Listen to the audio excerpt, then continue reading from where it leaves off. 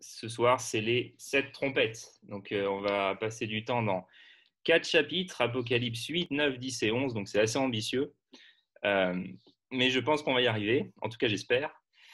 Et on attaque déjà en fait le troisième septénaire. Hein. Vous vous rappelez peut-être de la structure de l'Apocalypse, le fait que le livre est composé de 7 septénaires. On a déjà vu le premier, les 7 églises. On a vu le deuxième la dernière fois, les 7 sceaux. Et donc voilà les 7 trompettes pour ce soir. Alors, je vais commencer avec 2 remarques en fait. Je voulais commencer par insister ce soir sur 2 pièges. 2 pièges sur lesquels on peut tomber facilement, dans lesquels on peut tomber facilement quand on lit, quand on interprète le texte biblique et en particulier le livre de l'Apocalypse. Et je vais mentionner ces pièges de manière vraiment explicite en fait pour qu'on soit conscient et qu'on tombe pas dedans.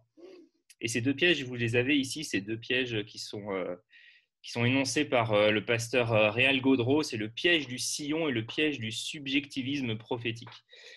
Donc, laissez-moi quelques minutes juste sur ces 2 pièges avant qu'on rentre dans le texte.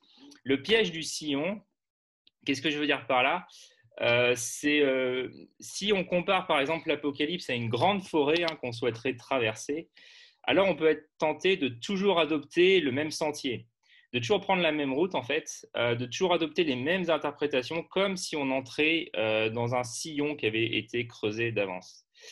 Quand on étudie l'Apocalypse, il faut qu'on se rende compte en fait qu'on n'arrive jamais avec un regard neuf, parce qu'on a tous reçu un enseignement sur la fin des temps et on a tendance à prendre pour acquis qu'il est juste.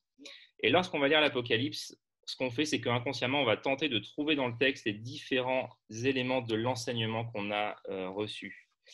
Et on fait ça parce que c'est confortable, au lieu de galérer finalement à préparer, à trouver un nouveau chemin, à prendre un nouveau chemin pour traverser la forêt.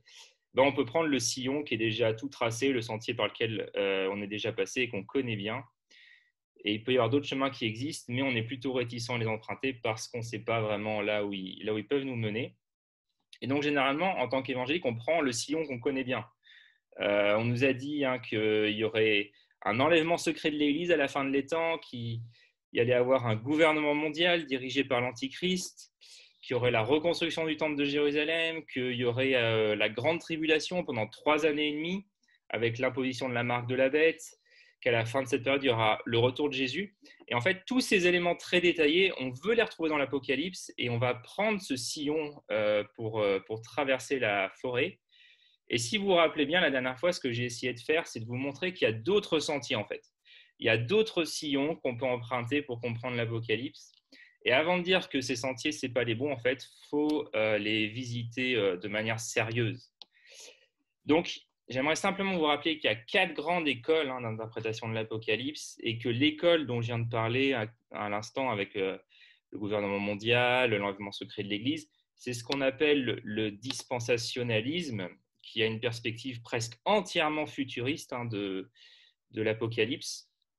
Et c'est une école qui est assez populaire chez les évangéliques. Mais encore une fois, ce n'est pas parce qu'une interprétation est populaire qu'elle est scripturaire. La vérité, ce n'est pas un concours de popularité, en réalité. Donc simplement attention à ce piège du sillon. Quand on tombe dedans, on commence à chercher les choses qu'on pense connaître, les choses qui nous semblent absolument vraies dans l'Apocalypse. Et ça vient contaminer notre interprétation du livre. Et le deuxième piège, rapidement, c'est le piège du subjectivisme prophétique. Et je le mentionne, je trouve intéressant de le mentionner parce que il pourrait s'appliquer en fait à la situation actuelle avec la guerre en Ukraine qui fait rage là depuis bientôt 3 semaines, qui est un conflit entre 2 nations et on ne sait pas trop où il va aller. Je ne l'espère pas, mais certains disent qu'il pourrait peut-être dégénérer en guerre mondiale avec éventuellement l'utilisation d'armes nucléaires. Mais ce piège, en fait, du subjectivisme prophétique, il consiste à croire que les événements qui se passent dans notre génération, c'est des signes de la fin des temps, précisément parce qu'ils se déroulent sous nos yeux. Donc, que ce soit des guerres, que ce soit des crashs économiques, que ce soit d'autres événements mondiaux, on va avoir tendance à accorder à ces événements une charge prophétique, en fait. On va leur donner une charge prophétique. Et on peut parler de subjectivisme parce que c'est un peu comme si on interprétait la Bible sans tenir compte des événements qui nous ont précédés dans l'histoire, finalement comme si seulement notre génération avait existé dans l'histoire de l'humanité. Donc, voilà, je vous le mentionne parce que la question qu'on peut se poser, hein, c'est pourquoi une guerre en notre temps serait un accomplissement prophétique plus important ou plus significatif que les milliers de guerres qui ont eu lieu auparavant. Parce que l'histoire de l'humanité, finalement, c'est essentiellement une histoire de guerre. Hein.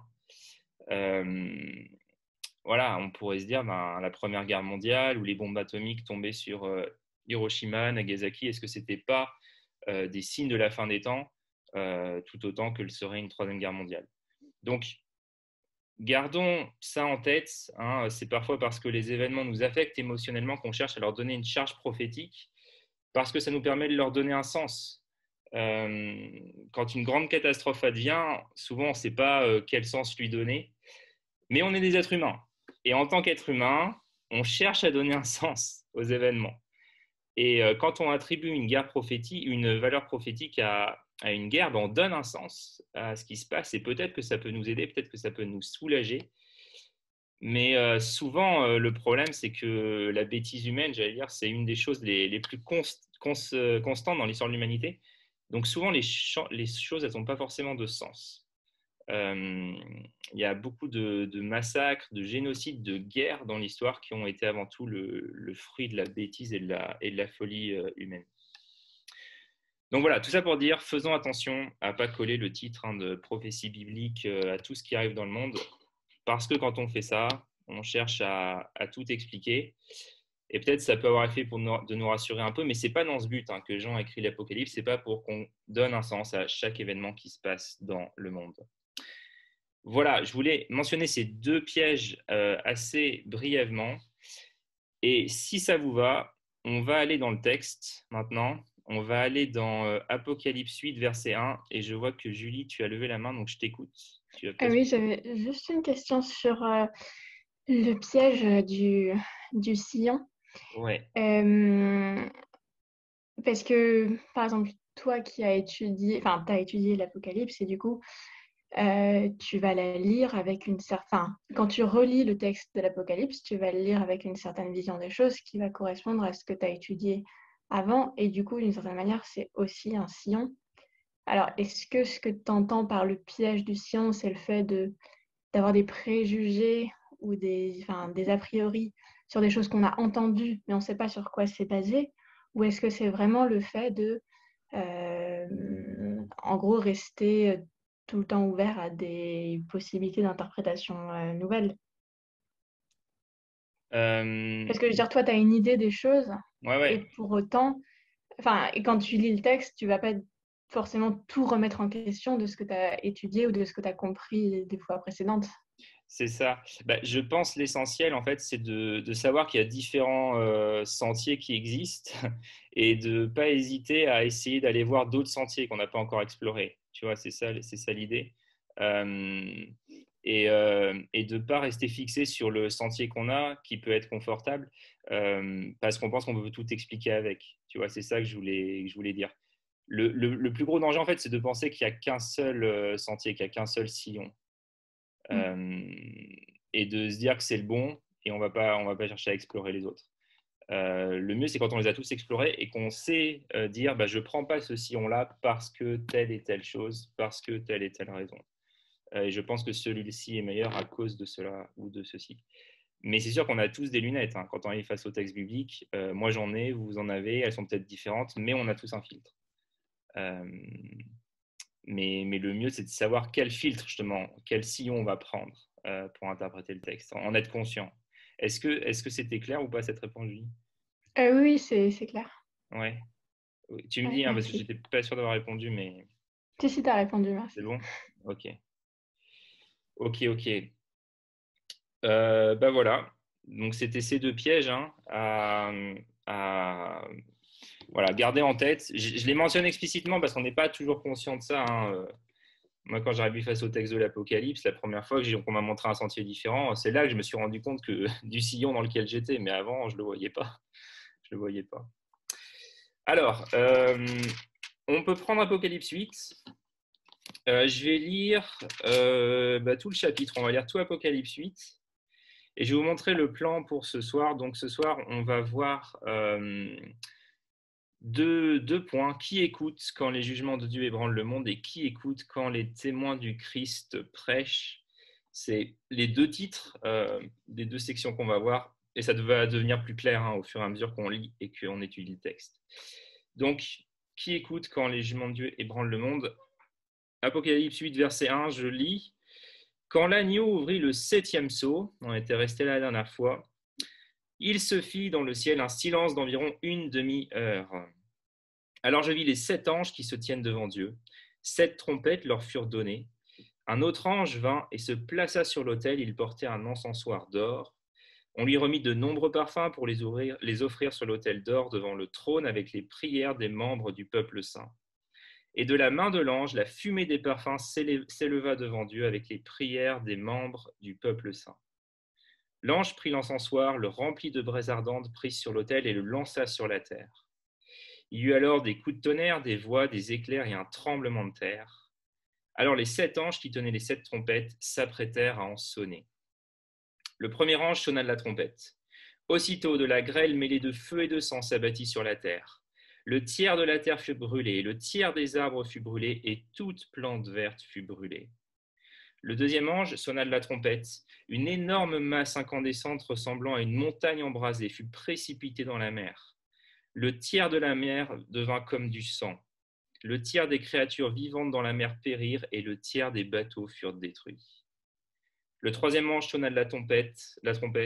Un grand astre enflammé, une sorte de globe de feu, tomba du ciel sur le tiers des fleuves et sur les sources d'eau.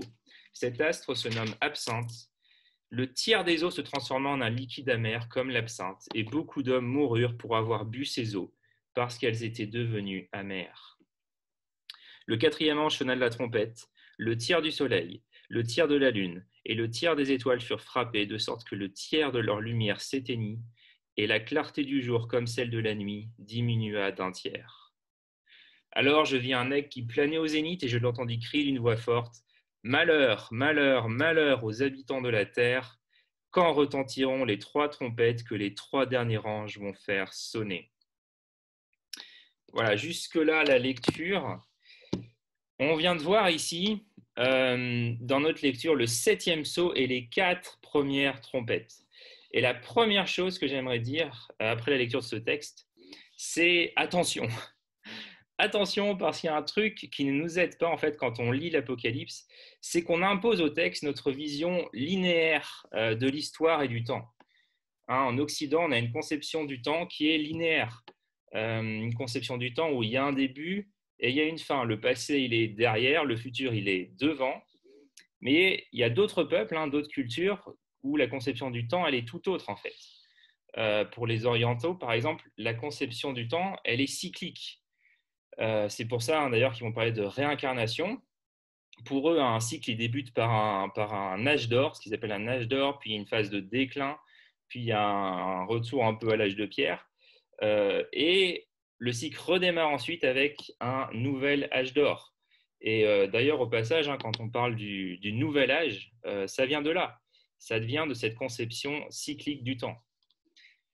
Et dans la Bible, cette conception cyclique du temps, elle existe. Il suffit de voir le livre de l'Ecclésiaste, peut-être vous pensez à ça quand je dis ça, où l'auteur il fait le constat qu'il n'y a rien de nouveau sous le soleil et que ce qui est a déjà été et que ce qui sera a déjà été. Et donc, il faut qu'on soit conscient que le peuple de la Bible, en fait, il ne voit pas l'histoire de manière purement linéaire, mais un peu plutôt comme une spirale. Voilà, un peu comme ça. Et en réalité, c'est un peu comme les douleurs de l'enfantement, où les contractions, elles se répètent, mais elles sont de plus en plus intenses. Et c'est-à-dire en fait que dans les Écritures, on a un principe, et c'est un principe de répétition avec amplification.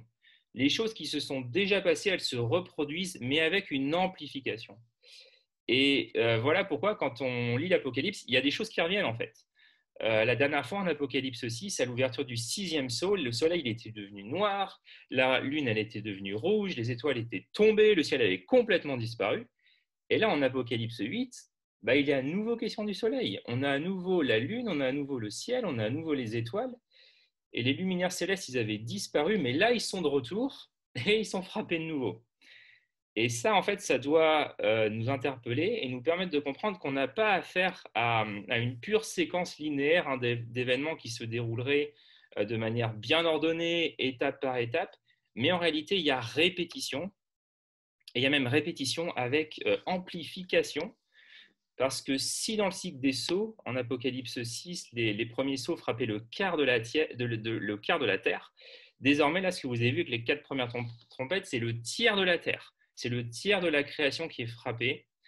Et on verra ensuite que dans le cycle des coupes, c'est carrément la totalité de la terre, la création entière qui sera frappée par les jugements de Dieu. Donc, tout ça pour vous dire que il y a un truc qui me paraît important de saisir, hein, c'est de voir que les trompettes, elles vont nous parler finalement de la même chose que les sceaux, mais en nous présentant une autre facette, en nous montrant un autre angle, en nous présentant un autre point de vue.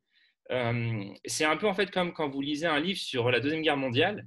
Vous pouvez avoir un chapitre sur la Blitzkrieg en France, un chapitre sur le front Est avec l'attaque de la Russie, un chapitre sur les batailles en Afrique du Nord avec les Italiens, un chapitre avec les Japonais qui attaquent les Américains dans le Pacifique, un chapitre avec l'Angleterre et Churchill qui résiste aux bombes des Allemands. Mais tous ces chapitres, en fait, ils ne sont pas forcément linéaires. Souvent, il y a même des événements qui se sont produits simultanément, mais chaque chapitre va présenter un angle de ce qui s'est passé durant la guerre. Et les trompettes, c'est ça. Elles nous donnent un angle de l'histoire que nous raconte l'Apocalypse. Voilà, est-ce que je suis clair jusque-là? Ça va, cette idée de répétition avec amplification. La répétition, on la voit dans les livres prophétiques, dans le livre de Daniel, par exemple. Vous prenez le chapitre 2, chapitre 7 de Daniel.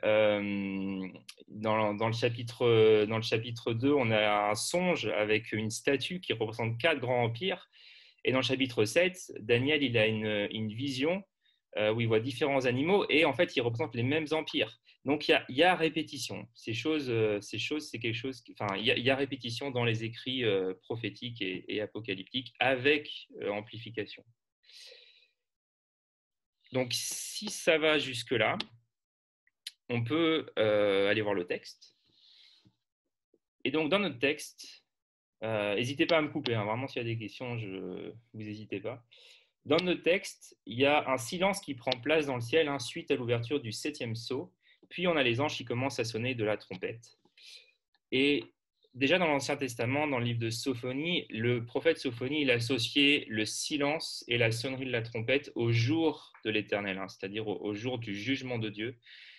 Dans l'Ancien Testament, le son de la trompette, elle manifeste la venue de Dieu. C'était déjà le cas au Sinaï, en Exode 19, en Exode 20. Et quand il est question du son de la trompette dans la Bible, les amis, c'est pas l'idée d'un solo de jazz, c'est pas mon solo de jazz préféré, calme, tranquille, c'est pas Louis Armstrong qui vous joue de la trompette, mais c'est plutôt la trompette qui met dans la terreur en fait, la trompette qui met dans l'épouvante, c'est une trompette de guerre tout simplement, et elle signale l'arrivée de Yahvé, c'est la venue du roi pour écraser les rebelles. Alors, qu'est-ce qu'on pourrait dire des 4 premières trompettes? Il y a plusieurs choses à dire. La première chose, c'est que les fléaux qui étaient associés aux 4 premiers sceaux, ils atteignaient le quart du monde, comme je vous l'ai dit. Et là, pour les 4 premières trompettes, les fléaux atteignent le tiers de la terre et de l'humanité. Donc on a une progression et une intensification des jugements, répétition avec amplification. Et pour un lecteur assidu de l'Ancien Testament, il y a plusieurs éléments en fait de ce chapitre qui vont lui rappeler un épisode vraiment majeur, vraiment ultra important dans l'Ancien Testament. Et peut-être vous voyez ce à quoi je fais allusion, mais cet épisode, c'est les plaies d'Égypte. Les plaies d'Égypte. On a des allusions aux plaies d'Égypte. Alors, par exemple, déjà, des anges, on sait que des anges étaient à l'œuvre en Égypte, et ils étaient à l'œuvre pour exécuter les jugements de Dieu sur l'Égypte. Ça, c'est le psaume 78, verset 49 qui nous le dit. Là, pareil, on a des anges qui sont à l'œuvre dans notre texte de l'Apocalypse.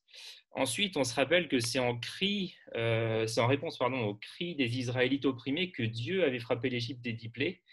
Et ici, les jugements qui s'abattent sur le monde sont en réponse aux prières des membres du peuple saint. Hein, c'est ce qu'on voit en Apocalypse 8, versets 3 à 6. Et c'est intéressant, ça peut même être un peu bizarre hein, pour nous, parce qu'on se rend compte que finalement, dans le livre de l'Apocalypse, je fais une petite parenthèse là, mais on se rend compte que les prières des croyants, elles déclenchent des jugements de Dieu. Et souvent, je pense que ce n'est pas ce qu'on a en tête. Que Dieu réponde à nos prières par des jugements, c'est une idée qui nous paraît peut-être un peu bizarre. On imaginerait plutôt que Dieu réponde à nos prières par un réveil spirituel. Mais dans l'Apocalypse de Jean, c'est par des jugements que Dieu répond aux prières des croyants. Et ça, je pense que ça souligne aussi hein, le souci de la justice de Dieu, que Dieu ne se réjouit pas de l'injustice qui est présente dans ce monde, mais que par le jugement, il vient, il remet la situation en ordre. C'est comme dans l'Ancien Testament avec le prophète Habakkuk qui se plaint de l'injustice devant Dieu. Il dit ouais, je suis témoin de l'oppression des faibles, je vois des crimes, je vois de la malhonnêteté, je vois la corruption du pouvoir. Et il dit à Dieu comment tu peux laisser faire tout ça? Et Dieu lui répond mais t'inquiète pas, je vais envoyer le jugement. Manière de dire je vais m'occuper de l'injustice, je vais remettre les pendules à l'heure. Et donc quand on prie, Dieu peut répondre par le salut, par la compassion, mais aussi parfois par le jugement de ceux qui ne se repentent pas, le jugement de ceux qui ne reconnaissent pas sa royauté. Donc voilà, je ferme simplement la parenthèse et je reviens à nos plaies d'Égypte parce que la première trompette, elle nous rappelle la 7e plaie d'Égypte avec la grêle.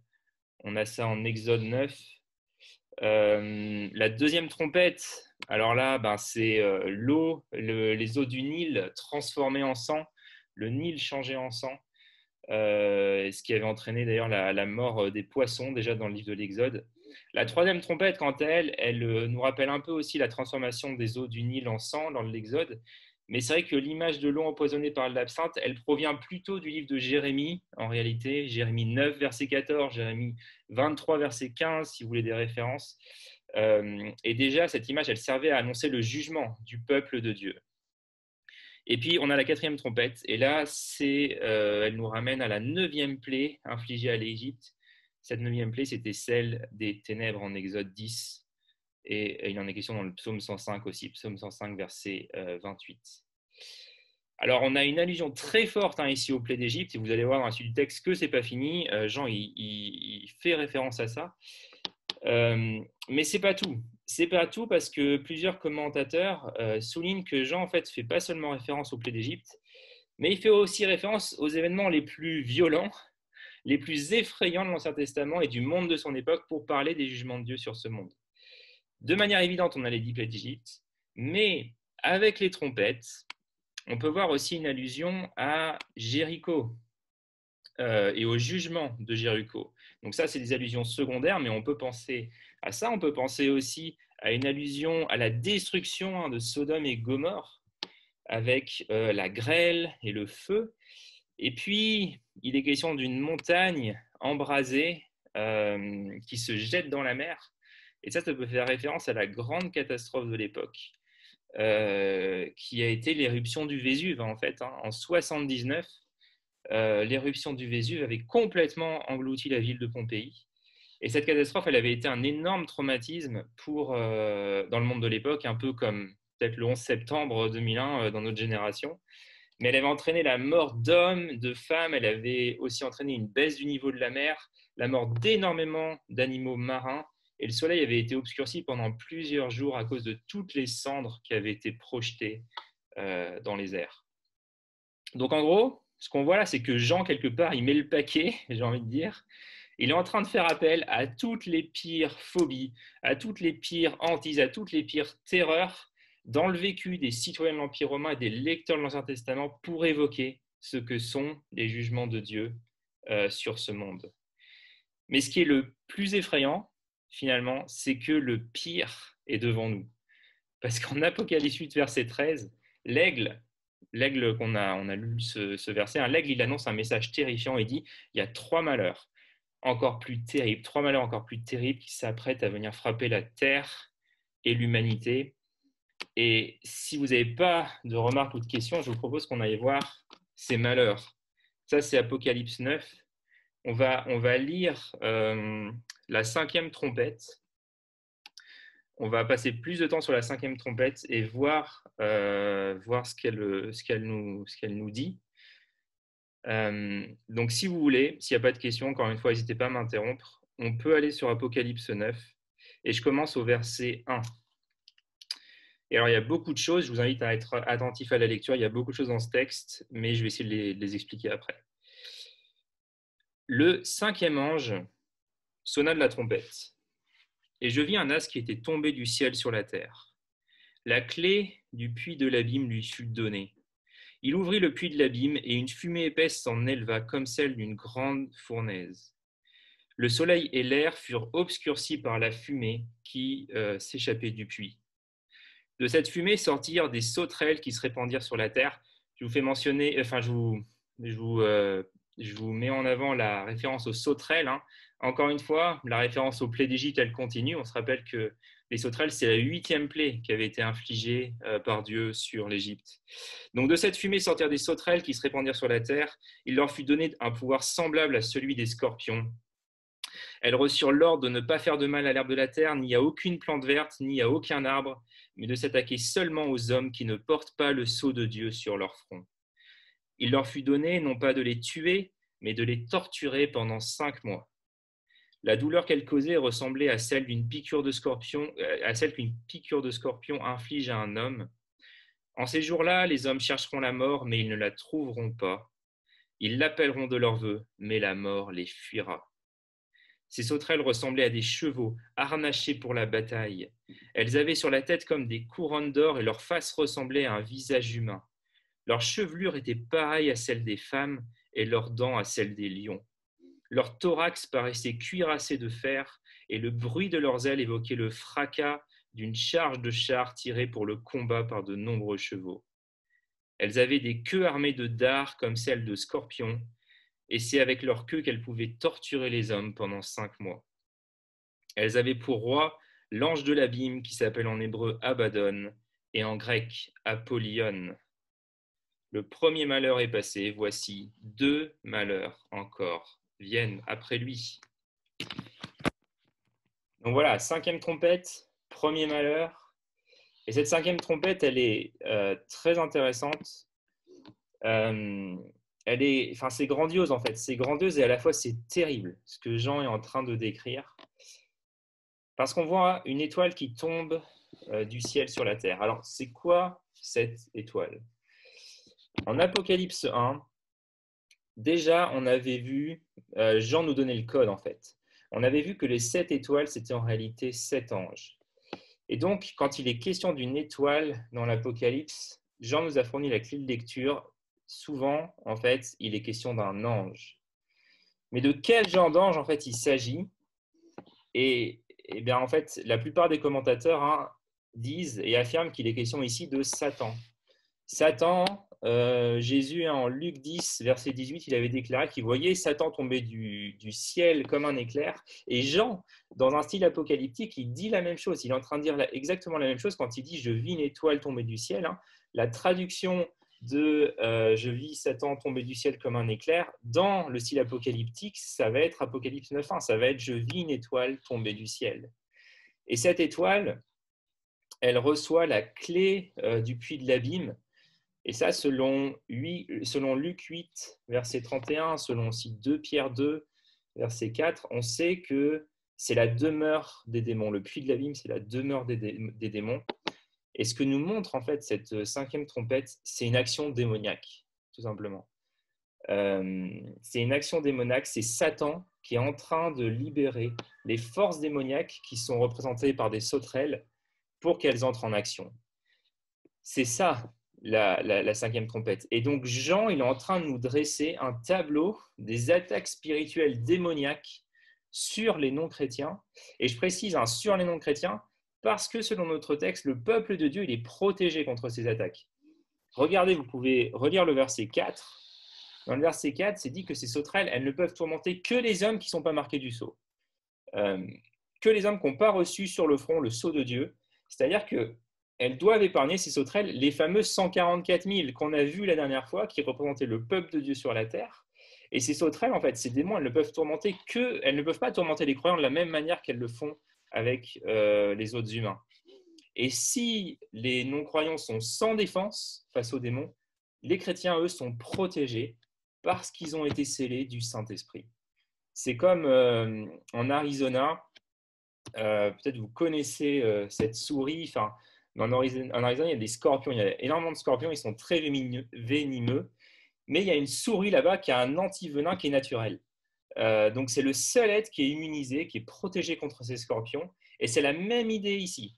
Les chrétiens sont protégés par la puissance du Saint-Esprit en eux contre ces sauterelles. Et cette horde de sauterelles, cette horde de démons, elle a pour roi l'ange de l'abîme, qui s'appelle en hébreu Abaddon et en grec Apollyon. Et ça ne fait que confirmer qu'on a affaire ici au diable, à Satan. Je vous lis une citation de Sylvain Romirovski que je vous ai mis ici, qui commente ce texte et qui dit que Abaddon a pour sens destruction et Apollyon signifie destructeur. Ces deux noms veulent tout dire. Il s'agit très certainement de Satan et nous tendons à l'identifier à l'étoile du verset 1. Donc c'est ce qu'on voyait ensemble là. Un fragment retrouvé à Qumran contient une malédiction prononcée contre Bélial, c'est-à-dire le diable et ses fils. Elle se poursuit par la malédiction suivante, reconstituée ainsi. Et sois maudit, ô ange de la fosse et esprit de Abaddon. Le nom Apollyon rappelle encore celui du dieu Apollon, dont le culte utilisait le symbole de la sauterelle. L'empereur Domitien s'est d'ailleurs prétendu une incarnation d'Apollon. On sent ici l'ironie de Jean. Cet empereur fait le jeu du diable.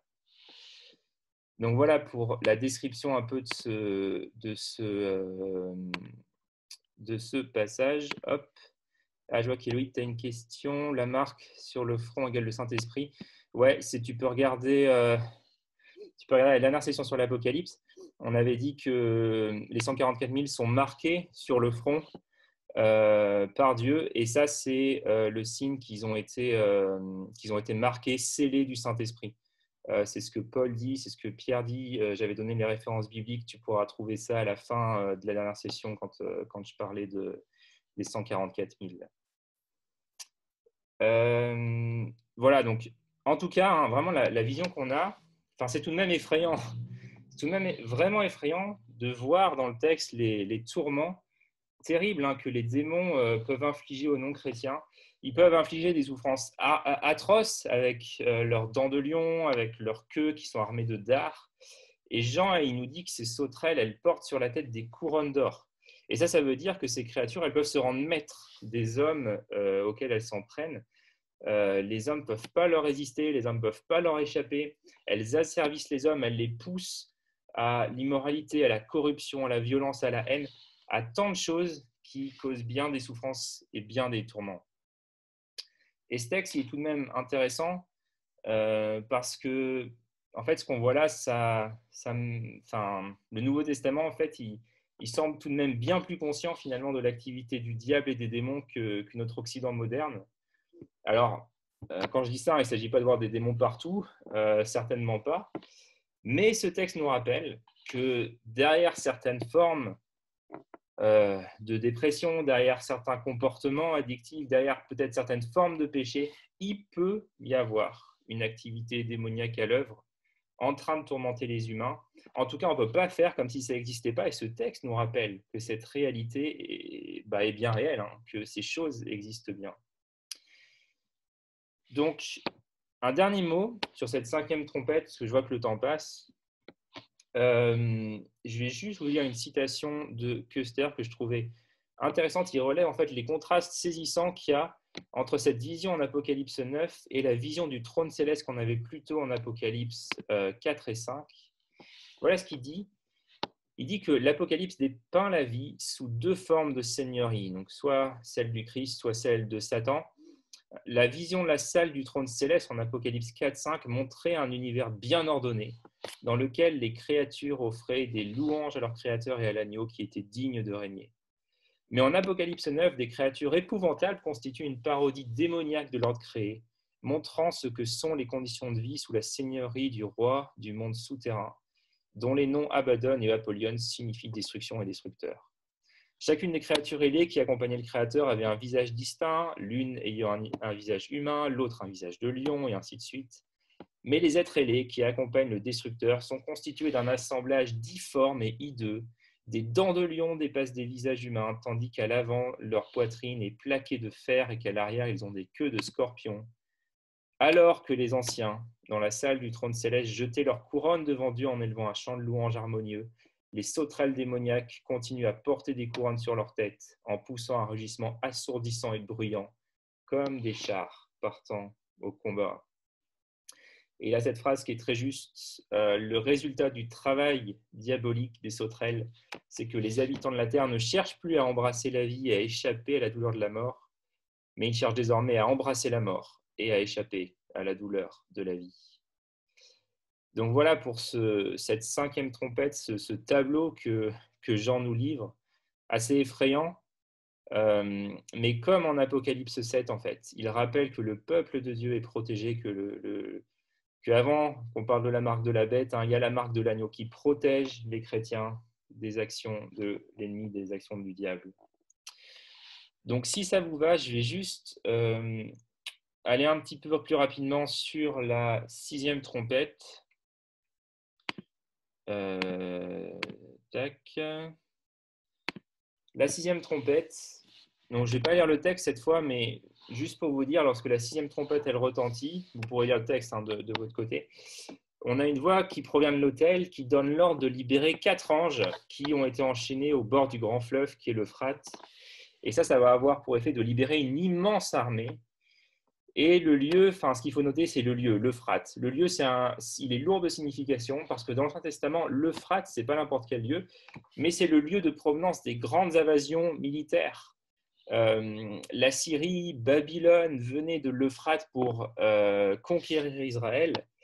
Et pour les lecteurs de l'époque de Jean, si vous leur parlez de l'Euphrate, ça évoque une vraie menace pour eux et pour l'Empire romain parce que les Parthes y vivaient. Et les Parthes, vous avez ici l'Empire Parthe, c'était vraiment des adversaires redoutables pour les Romains et ils vivaient sur les bords de l'Euphrate. Vous voyez là cet empire et notamment au nord-ouest, l'empire suivait exactement la trace de l'Euphrate et de l'autre côté de l'Euphrate, il y avait l'Empire romain. Et les Parthes avaient infligé déjà des défaites aux Romains au 1er siècle. Donc c'était vraiment une angoisse pour l'Empire romain. C'est un peu comme si vous parliez du Rhin à un Français en 1939. Il sait que de l'autre côté, il y a l'armée allemande et que l'armée allemande, elle est plutôt hostile et que Hitler représente une vraie menace pour le pays, quoi. Donc c'est vraiment une crainte. Et au programme de cette immense armée qui est déliée, qui traverse l'Euphrate et qui vient faire un massacre, et le programme justement c'est le massacre, et le massacre du tiers des êtres humains. Et ce jugement, il peut nous faire penser, toujours en ayant ce cadre de l'Exode et des 10 plaies d'Égypte, il peut nous faire penser finalement à la dernière plaie, la toute dernière plaie dont Dieu avait frappé l'Égypte lors de l'Exode. Cette plaie, c'était la mort des fils premiers-nés égyptiens. Et en tout cas, cette sixième trompette, elle a pour thème la mort violente, la mort dans des grandes souffrances. Et elle nous montre qu'une partie, finalement, des êtres humains ne va pas mourir tranquillement dans son lit. Et ça, c'est encore une manière par laquelle Dieu exerce ses jugements sur l'humanité. Donc, avant d'éventuellement vous laisser un petit temps de questions, avant qu'on passe à la dernière partie, j'aimerais faire 4 remarques sur les événements qui sont associés à ces 6 premières trompettes. C'est que la première remarque, c'est qu'il y a quelque chose qui ressort, il y a vraiment un thème qui ressort très fortement dans ce cycle, c'est celui du contrôle absolu de Dieu sur les événements. Dans les passages qu'on a lus, ce sont des anges au service de Dieu qui font retentir les trompettes, c'est Dieu lui-même qui détermine l'étendue des catastrophes, le fait qu'elles affectent un tiers de la création. C'est encore Dieu lui-même qui donne le pouvoir aux sauterelles en Apocalypse 9, et c'est Dieu lui-même qui va même leur imposer une limite à ce pouvoir, parce que le pouvoir des sauterelles, il n'est pas illimité, mais il est limité en intensité. Elles ne peuvent pas donner la mort, par exemple, il est limité en durée, elles peuvent torturer les hommes que pendant 5 mois, et il est limité aussi même dans leur champ d'action, puisque comme on l'a vu, elles peuvent tourmenter que les hommes qui ne sont pas marqués, qui n'ont pas reçu le sceau de Dieu sur leur front. Et même pour décrire les faits et gestes de l'ange de l'abîme, de Satan, on retrouve l'expression « il lui fut donné », ce qui démontre que Dieu exerce son contrôle sur absolument tout, que rien ne lui échappe, que Dieu est absolument souverain sur les cataclysmes, il est absolument souverain sur les actions du diable et de ses collègues, de ses sbires, on va dire. Il est absolument souverain sur les guerres, sur les forces armées, sur la vie et sur la mort des individus. Et donc, voilà, rien de tout cela l'impressionne, rien de tout cela ne l'effraie, et par conséquent, on peut être apaisé parce que le maître de ce monde et celui qui décide du futur du monde, c'est ni Emmanuel Macron, ni Vladimir Poutine, ni Joe Biden, ni Xi Jinping, ni même Satan, mais c'est Dieu qui donne pour un temps, mais pour un temps uniquement, qui donne du pouvoir à l'un et pas à l'autre, qui élève l'un et qui abaisse l'autre. Donc vraiment, quelque chose qui ressort, c'est ça, la souveraineté de Dieu, le contrôle absolu de Dieu sur tous les événements. Autre remarque, c'est que dans ce cycle des trompettes, il a été question de catastrophes naturelles, par exemple des éruptions volcaniques, il a été question de souffrances qui viennent toucher les individus, il a été question de la mort prématurée qui frappe autour de nous des parents, des amis, des connaissances. Et peut-être que vous avez déjà entendu vos amis non-croyants vous dire si Dieu existait, ces choses, elles ne se produiraient pas, quoi. Ces choses, elles n'arriveraient pas. Et en fait, selon l'Apocalypse, c'est faux. Et finalement, c'est même précisément parce que Dieu existe et parce que l'humanité est rebelle à son Créateur que ces événements ont lieu. Ces événements, ils témoignent de la réalité même de l'existence de Dieu et du fait que l'humanité a tourné le dos à Dieu. Et si Dieu agit ainsi, et ça c'est ma troisième remarque, s'il envoie tous ces jugements contre le monde, ce n'est pas parce qu'il est un grand méchant sadique qui prendrait plaisir à voir les hommes souffrir, mais c'est pour appeler les hommes et les femmes à la repentance. Et c'est sous cet angle-là qu'il faut comprendre le cycle des trompettes. Il se présente comme un appel à la repentance adressé aux païens. J'aime bien cette citation de C.S. Lewis qui dit « Dieu murmure dans nos plaisirs, il parle dans notre conscience, mais sa voix devient clameur dans nos peines. »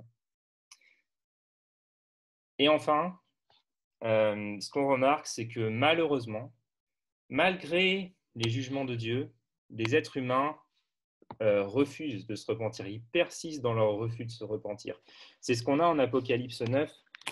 Vous pouvez voir le verset 20 à 21, je vais les lire à la fin de ce chapitre 8 et 9, où il est dit que le reste des hommes qui avaient survécu à ces fléaux ne renoncèrent pas aux œuvres de leurs mains. Ils ne cessèrent pas d'adorer les démons ainsi que les idoles d'or, d'argent, de bronze, de pierre et de bois, bien qu'elles soient incapables de voir, d'entendre et de bouger. Ils ne renoncèrent pas à leur meurtre, à leurs pratiques magiques, à leur immoralité et à leur malhonnêteté. Et là, on se dit, vu qu'ils ne se repentent pas, il reste la 7e trompette, quoi. Donc, elle va sonner et puis, bam, ça va être la fin. Dieu va complètement les exterminer. Mais c'est exactement comme dans le cycle des sceaux, où le 7e sceau n'était pas rompu tout de suite. Là, la 7e trompette, elle ne sonne pas. Alors qu'on s'attendrait à la voir sonner, elle ne sonne pas. La fin n'arrive pas, ou en tout cas, elle n'arrive pas tout de suite, parce que Dieu ne veut pas voir ce monde s'enfermer dans la non-repentance et périr. Les trompettes, elles étaient destinées à amener la repentance, mais elles n'y sont pas parvenues. Et donc, pour que la repentance ait lieu, une autre approche est nécessaire. Et cette approche, on va la voir, et c'est celle du témoignage de l'Église et du témoignage des témoins du Christ. Donc, on va passer à la dernière partie, et c'est qui écoute quand les témoins du Christ prêchent. Alors, pour cette partie, pour ne pas faire trop long, mais je vais vraiment m'intéresser surtout au chapitre 11. Parce qu'il y aurait des trucs à dire sur le chapitre 10, c'est sûr, mais je vais m'intéresser sur le chapitre 11 parce que c'est le chapitre qui a donné lieu, mais à vraiment des tas d'interprétations divergentes. Et je vais essayer de clarifier un peu ce texte, ou en tout cas de le creuser un peu avec vous pour qu'on ait quelques éléments sur lesquels on puisse réfléchir. Pour qu'on l'ait en tête, je vous propose qu'on le lise. Donc, vous pouvez prendre avec moi Apocalypse 11 et je vais lire les versets 1 à 13. Je ne vais pas lire en entier, mais je vais lire les versets 1 à 13. Et c'est sur cela qu'on va s'arrêter. Donc, il va être question des deux témoins. Alors, Apocalypse verset 1, chapitre 11, Jean dit « Je reçus un roseau, une sorte de baguette d'arpenteur avec cet ordre. Debout, prends les mesures du temple de Dieu de l'autel, et de ceux qui se prosternent là dans l'adoration.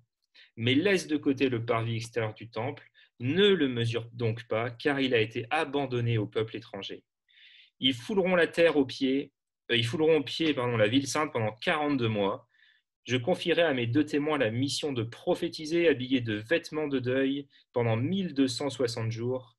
Ces deux témoins sont les deux oliviers et les deux chandeliers qui se tiennent devant le Seigneur de la terre. Si quelqu'un veut leur faire du mal, un feu jaillit de leur bouche et consume leurs ennemis. Oui, si quelqu'un veut leur faire du mal, c'est ainsi qu'il lui faudra mourir. Ces deux témoins ont le pouvoir de fermer le ciel pour empêcher la pluie de tomber durant tout le temps où ils prophétiseront. Ils ont aussi le pouvoir de changer les eaux en sang et de frapper la terre de toutes sortes de plaies aussi souvent qu'ils le voudront. Mais lorsqu'ils auront achevé de rendre leur témoignage, la bête qui monte de l'abîme combattra contre eux. Elle les vaincra et les tuera. Leurs cadavres resteront exposés sur la place de la grande ville qui s'appelle symboliquement Sodome et Égypte.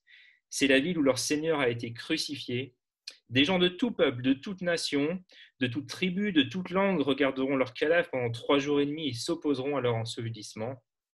Tous les habitants de la terre seront dans la joie à cause de leur mort. Ils s'en réjouiront et échangeront des cadeaux, car ces deux prophètes leur auront causé bien des tourments. Mais au bout de ces 3 jours et demi, un esprit de vie venu de Dieu entra en eux, et ils se dressèrent sur leurs pieds. La terreur s'empara de tous les assistants. Une voix puissante venant du ciel cria aux deux témoins « Montez ici !» Ils montèrent au ciel dans la nuée, sous les regards de leurs ennemis. Au même instant se produisit un grand tremblement de terre qui fit s'effondrer la 10e partie de la ville, et dans ce tremblement de terre, 7000 personnes périrent. Les survivants furent saisis d'effroi et rendirent hommage au Dieu du ciel. Voilà, ça c'est le deuxième malheur. Le troisième malheur vient rapidement, c'est ce que dit la suite du texte. Alors, il y a beaucoup de choses ici. Comme je vous ai dit, je vais essayer de clarifier ce texte du mieux que je peux. Mais je me suis rendu compte que beaucoup d'entre nous, en fait, on a un peu un blocage quand on arrive face à ce texte. Et souvent, c'est à cause de ce que j'ai dit en introduction, c'est-à-dire qu'on a été influencé par une manière de voir. On a pris un sillon, en fait, tout simplement. Et parfois, on a du mal à en sortir. On n'arrive pas forcément à en sortir. Il ne faut pas en sortir si c'est un bon sillon, mais si ce n'est pas vraiment le bon, il faut en sortir. Mais dès qu'on aborde ce texte, on a l'impression qu'il est question de la construction du temple à Jérusalem, et que cette reconstruction du temple, elle va s'accompagner de la perspective que la ville sainte, donc c'est Jérusalem dans l'Apocalypse, elle va être envahie par les nations païennes pendant 42 mois, que l'Antichrist, la bête, elle aura la victoire pendant cette période jusqu'à ce qu'elle soit finalement vaincue à la bataille d'Armageddon. Et finalement, quand on a cette approche-là, on va passer un peu au peigne fin les nouvelles, les événements qui se passent au Moyen-Orient pour trouver des signes des réalisations de la prophétie. Maintenant, les amis, je pense que comprendre le texte ainsi, ce n'est pas l'interpréter de la bonne manière. Pourquoi ? Parce qu'en fait, on l'interprète littéralement alors qu'il faut rester dans le symbolique. Et en sachant, je vous l'ai redit l'autre jour, le symbolique n'est pas mieux que le littéral n'est pas mieux que le symbolique, il faut interpréter les textes en fonction de leur genre littéraire. Et en sachant que les symboles, ils sont expliqués par Jean lui-même, c'est pas random, quoi, c'est pas un truc aléatoire, mais Jean nous dit à quoi correspondent les symboles, ou d'autres auteurs bibliques nous disent à quoi correspondent les symboles. Et il faut qu'on garde en tête que l'Apocalypse nous donne des images, parce que les images, elles communiquent bien plus qu'un simple mot. Quand je suis en voiture et que j'arrive au coin d'une rue, on aurait pu me mettre sur un écriteau « Arrêtez-vous sur la ligne blanche », regardez des deux côtés, s'il n'y a pas de voiture et s'il n'y a pas de piéton, continuez votre route, quoi.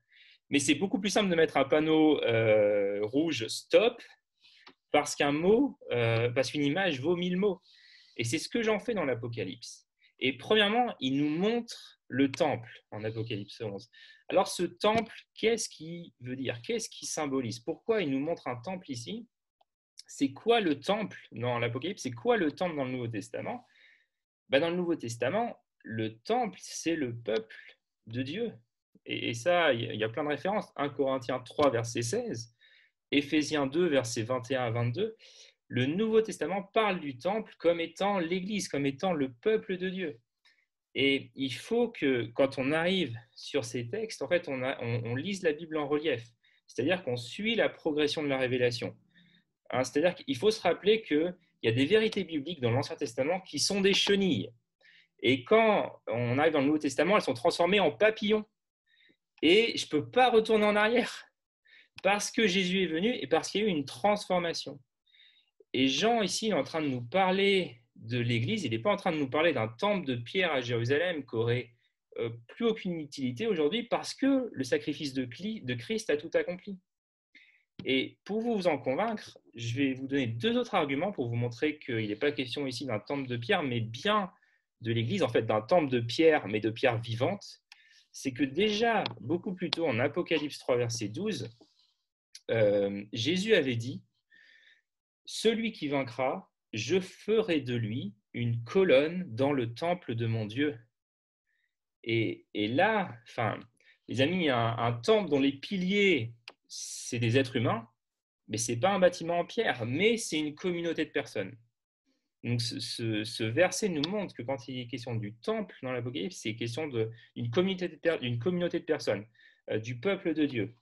Et en plus, en Apocalypse 11, peut-être vous avez remarqué ça, c'est un peu bizarre parce que Jean dit qu'il doit mesurer ceux qui se prosternent là. Donc c'est un peu bizarre, hein. On aurait mieux compris si Jean avait dit qu'il devait compter ceux qui se prosternaient, qu'il devait compter les adorateurs plutôt que de les mesurer, mais il emploie bien cette formule, et ça c'est pour indiquer que ce sont des personnes qui constituent le temple. Hein. Comme le dit l'apôtre Pierre en 1 Pierre 2, verset 5, les pierres du nouveau temple de Dieu, c'est des pierres vivantes, ce sont des personnes, ce sont des chrétiens. Et donc là, quand il est question du temple, on a affaire à ce peuple de Dieu, à l'Église constituée de juifs et de non-juifs. Ensuite, si je continue, il est dit que le temple, il est mesuré. Et là, encore une fois, référence à l'Ancien Testament, et donc particulièrement chez d'autres prophètes comme Ézéchiel, comme chez Zacharie, mesuré, ça veut dire qu'on est dans une phase de construction. C'est indiqué qu'on est dans une phase de construction. Et donc, quand il est dit que le temple est mesuré, on est en train d'assister en fait à la construction de ce temple, à la construction du temple de Dieu. Par contre, c'est dit que le parvis et la ville ne sont pas mesurés, et ça souligne que ce n'est pas encore le moment de les construire. Et d'ailleurs, c'est qu'à la fin du livre qu'on verra la ville, la nouvelle Jérusalem être construite sur terre. Mais pour l'instant, dans notre ère à nous, on est dans un temps où on se limite à la construction du temple, où on se limite à la construction de l'Église, on se limite à la construction du peuple de Dieu. Et puis ensuite, on nous parle de 42 mois. Alors là, 42 mois, 1260 jours ou 3 ans et demi, c'est la même chose. Hein. C'est exactement la même période, c'est juste qu'elle est présentée soit en jours, soit en mois, soit en années, mais c'est exactement la même période. Et cette période, en fait, on la retrouve dans le livre de Daniel. Dans le livre de Daniel, c'est une période où Antiochus Épiphane, en 168 avant Jésus-Christ, il va persécuter le peuple de Dieu pendant 3 ans et demi. Et pendant 3 ans et demi, Antiochus Épiphane, il va interdire l'Ancien Testament, il va interdire la parole de Dieu, il va exiger qu'on l'adore comme étant le véritable Dieu. Il va sacrifier des cochons dans le temple, qui étaient des animaux qui étaient impurs pour les Juifs. Et ce qui s'est passé, c'est que cette période de temps, elle est devenue une façon courante en fait de parler d'une période d'affliction limitée dans le temps. Et on peut voir ça parce que en 1 Roi 18, verset 1, il est question d'une sécheresse. Sous le roi Akab, une sécheresse avec le prophète Élie qui a duré jusqu'à la 3e année. Et en réalité, on ne connaît pas exactement la durée exacte de cette sécheresse, mais dans la tradition juive, on dit que la période elle a duré exactement 3 ans et demi. C'est ce que Jacques dit en Jacques 5, verset 17. On voit ça aussi en Luc 4, verset 25. Il parlait de 3 ans et demi, parce que pour les auteurs du Nouveau Testament, 3 ans et demi, ça représente une période de tribulation. Ce n'est pas une indication de durée, mais lorsque Jean dit 3 ans et demi, en fait, il fait référence au temps pendant lequel le monde est encore livré aux incroyants et aux païens qui sont hostiles au peuple de Dieu. Et, et finalement, c'est le temps qui va de la Pentecôte à la seconde venue du Christ. Et il ne faut pas que ça nous dérange, ça, parce que l'Apocalypse fait régulièrement appel à des périodes de temps de manière non littérale. Par exemple, lorsque Jean dit que en Apocalypse 17, les alliés de la bête reçoivent leur pouvoir pendant 1 heure, bon, c'est quand même vachement difficile de penser qu'il est en train de prédire une alliance politique future qui va durer exactement 60 minutes. Et pour tout vous dire, ce qui permet en fait de vraiment dire que les 3 ans et demi, ce n'est pas l'indication d'une durée exacte, en fait, c'est d'étudier de près la prophétie des 70 semaines de Daniel.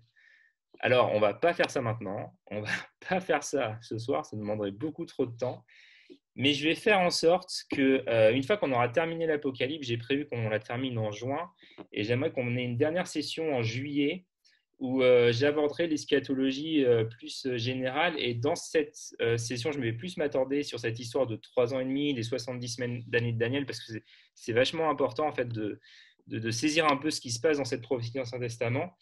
Donc, si vous avez l'impression là qu'il vous manque des éléments, ne vous inquiétez pas, vous frustrez pas. Je vous donne des éléments là à partir du texte de l'Apocalypse de Jean, mais ce que je vais faire, c'est que je vais vraiment essayer de nouer la gerbe lors de la dernière étude biblique de l'année, en synthétisant toutes les données bibliques qui concernent la fin des temps. On allait voir d'autres textes dans la Bible. Mais là maintenant, on arrive aux 2 témoins, et encore une fois, vous n'hésiterez pas à me poser des questions à la fin. On arrive aux 2 témoins. Alors, c'est qui ces fameux 2 témoins? Est-ce que c'est des personnes? Qu'est-ce qu'ils représentent? En tout cas, ils sont présentés comme les 2 oliviers, les 2 chandeliers qui se tiennent devant le Seigneur. Alors, je vais surtout m'attarder sur les chandeliers parce que les oliviers, ça prendrait un peu plus de temps, mais les 2 témoins sont 2 chandeliers. Et Jean nous a donné le code. Jean nous a déjà donné le code en Apocalypse 1.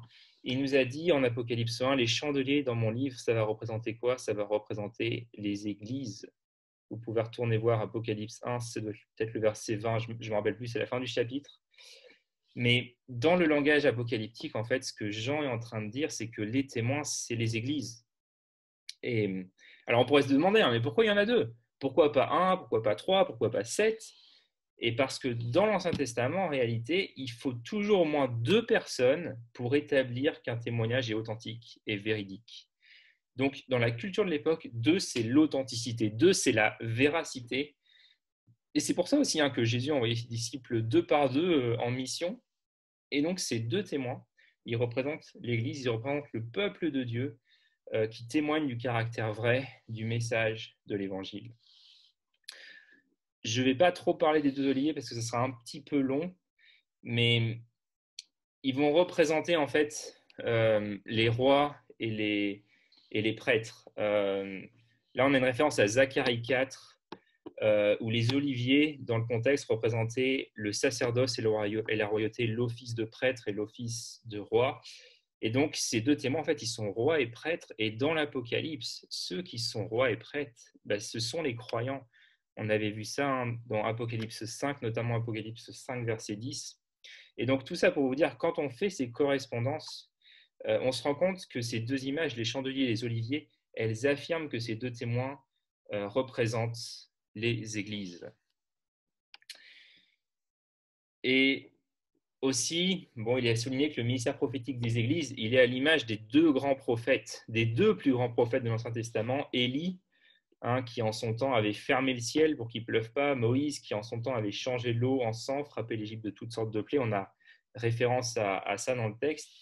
Et ces 2 prophètes, ils ont dû témoigner face à des régimes hostiles et meurtriers, face à Pharaon pour Moïse, face à Akab et Jézabel pour Élie. Et de même, en fait, l'Église, dans l'ère présente, elle effectue son action missionnaire en terrain hostile.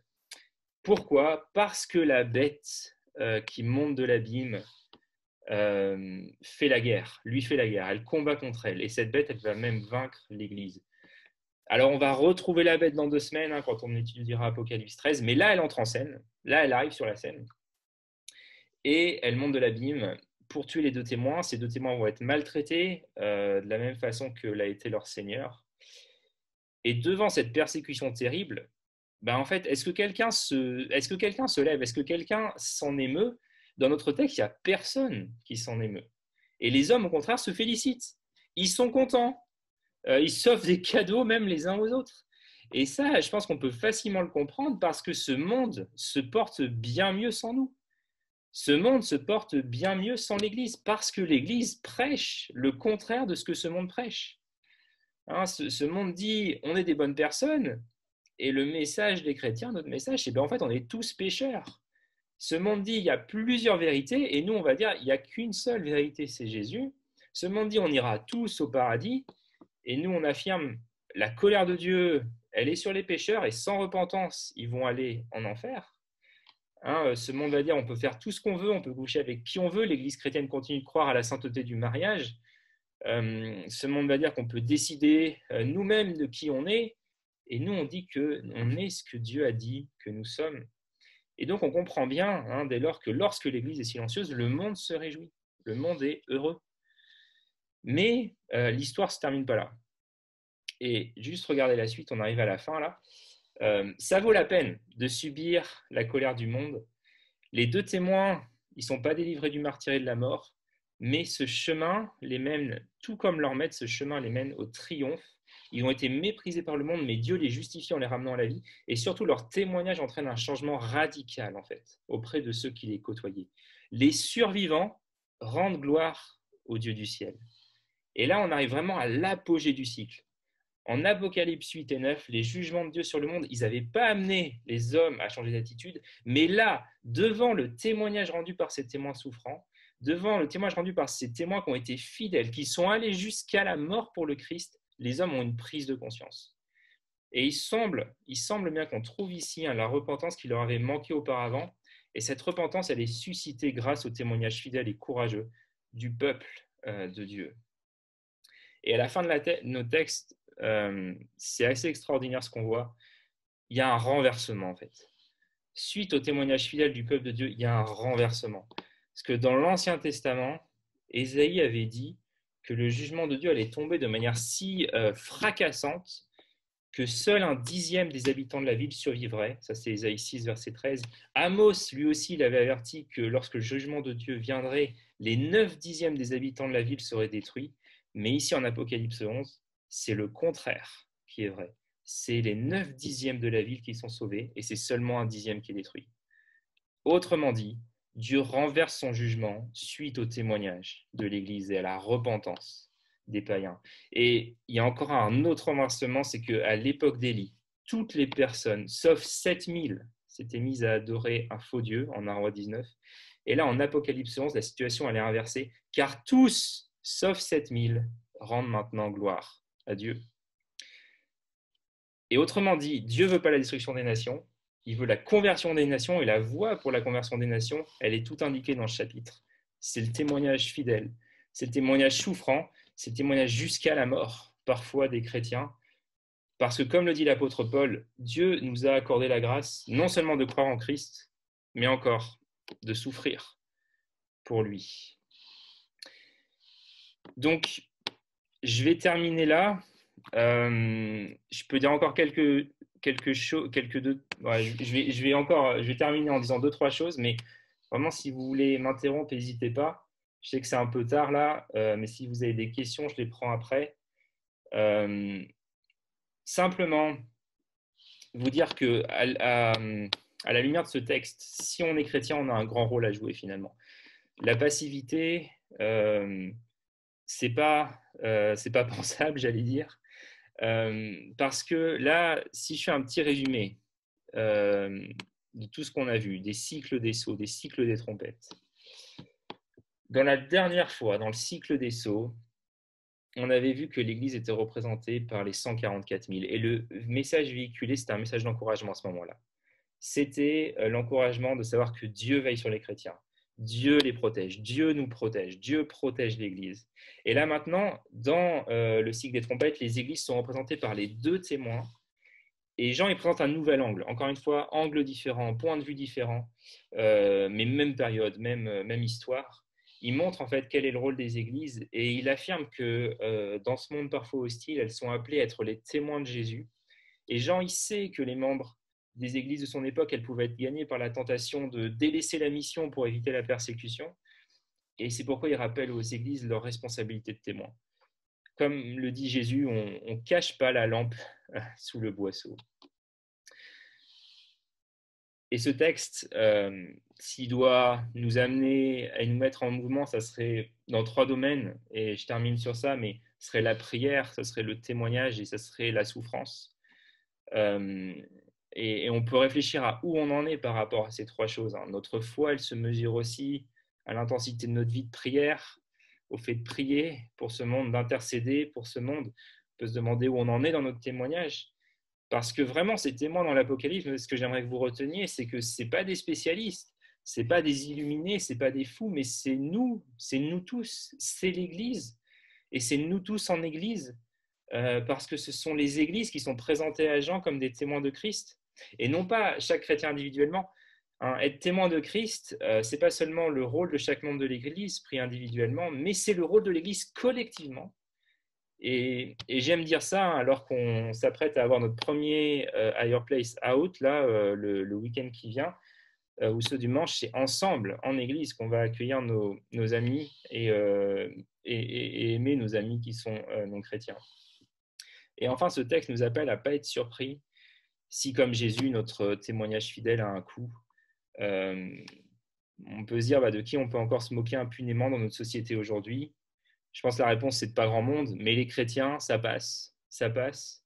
Et c'est sans doute pas cool pour nous, mais les serviteurs sont pas plus grands que le maître, qui lui manquera pas de se servir de notre souffrance pour établir son règne final. Et ce qu'on voit finalement, c'est que c'est que après que l'Église, dans la souffrance, ait délivré son témoignage, que après que les hommes se soient repentis, que la 7e trompette sonne et que le règne de Dieu vient s'établir. C'est ce qui est dit en Apocalypse 11, verset 15.